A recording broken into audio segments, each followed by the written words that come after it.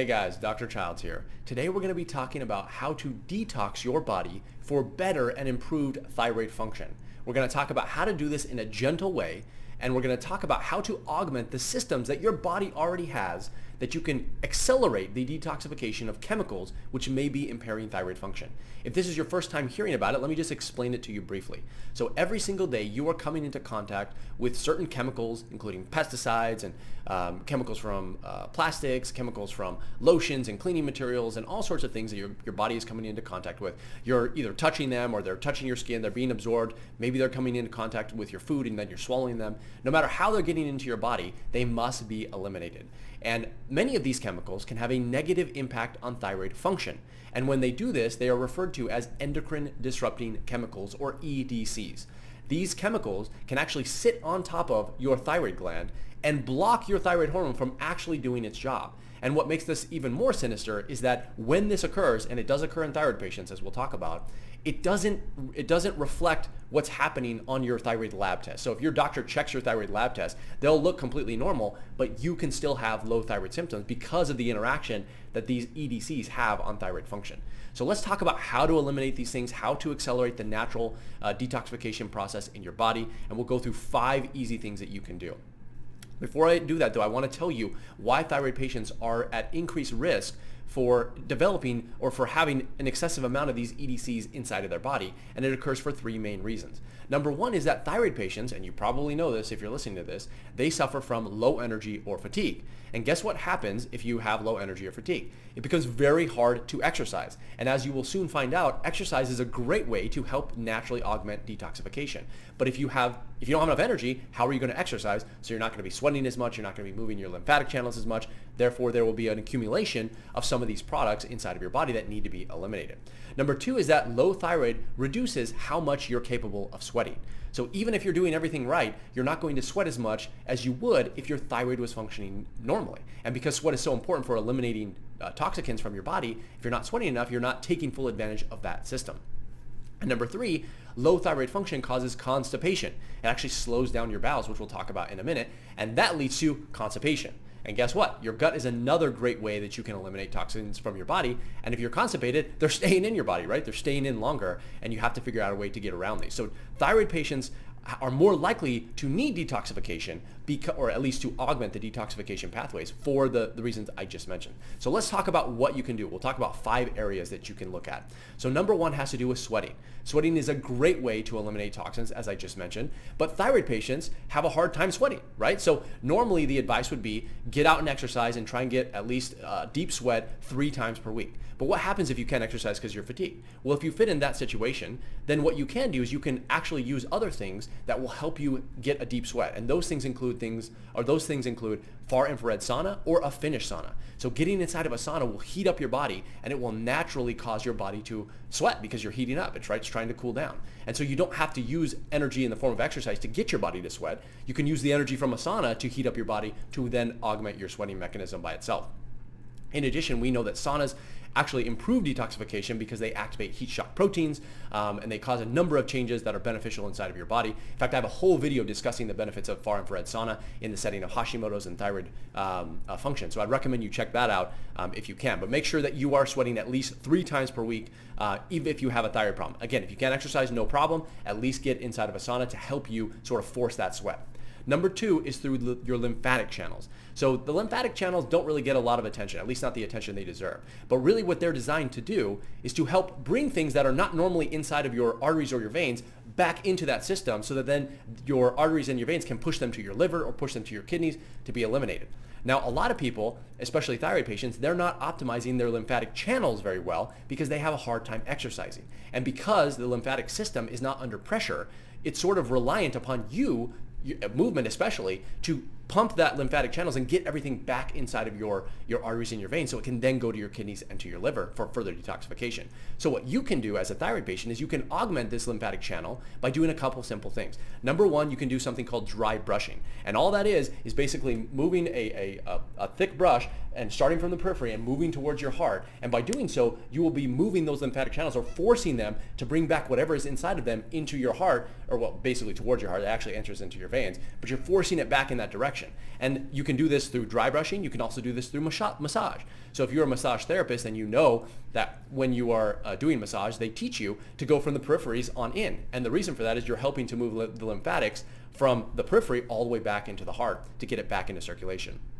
You can do yoga, you can do stretching, or you can even do walking. Any sort of muscle contraction will help move the lymphatic channels and get the stuff that you don't want inside of your body back into the circulation to be eliminated. So that was number 2, lymphatic drainage. Number 3 is that you can focus on liver health and liver function. Now, many people know that one of the easiest ways to check for liver problems is through these tests called AST and ALT, and these are called your liver enzymes. Now, many people, they'll notice that their liver enzymes are elevated, which is an indication that the liver is not functioning optimally. Now, we also know that that's not the only way to look at liver function, and sometimes it can be the case that your liver enzymes are normal, meaning you have a normal AST and a normal ALT, but your liver is still not functioning optimally. And that's because we have a hard time testing how efficient the enzymes are using, or the enzymes inside of your liver are being used by the body to eliminate all these things that you don't want inside of your body. So you can't always go just by the AST and the ALT.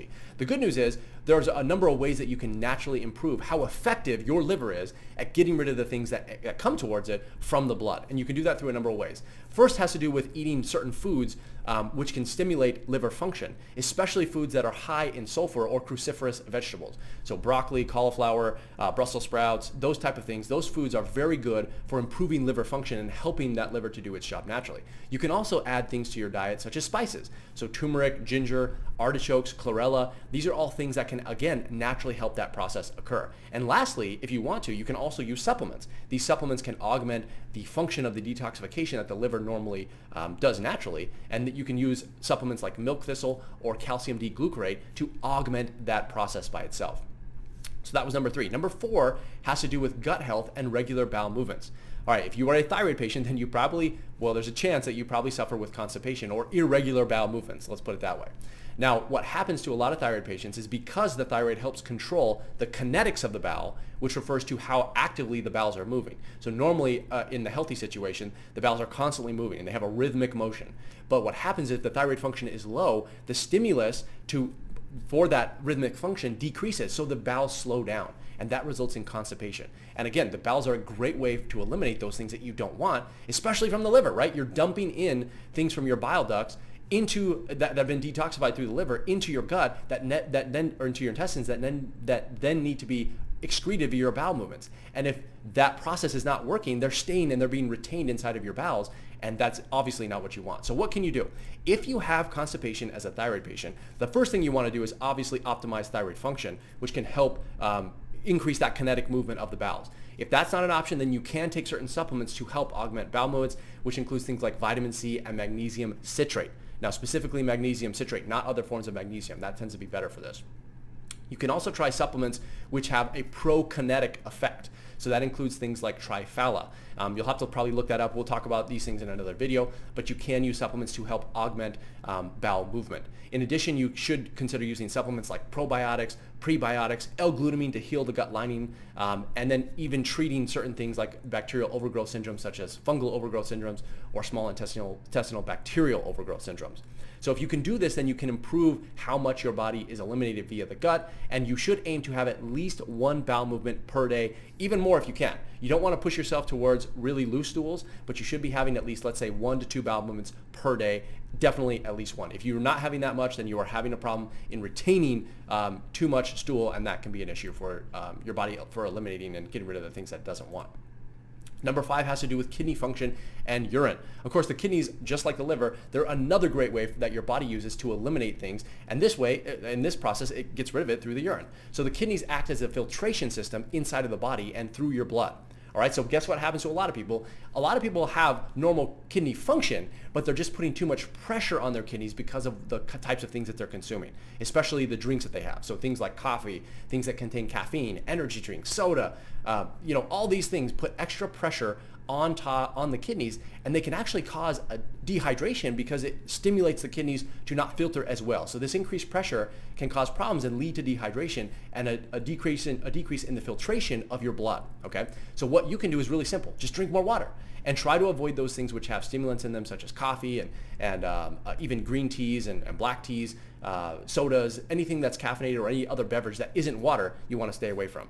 Now, in terms of how much water you should consume, that's a hotly debated topic. My recommendation is to consume enough water every single day so that your urine at least runs clear one time, at least. Right, so this is usually at least 8 ounces of water, so about half a gallon or so. But for some people, it might be a little bit different. So pay attention to that. And if you wanted to look at tests to assess how well your kidneys are functioning, you can look at your GFR or your creatinine. So these are two ways that you can look at how well your kidneys function in lab tests.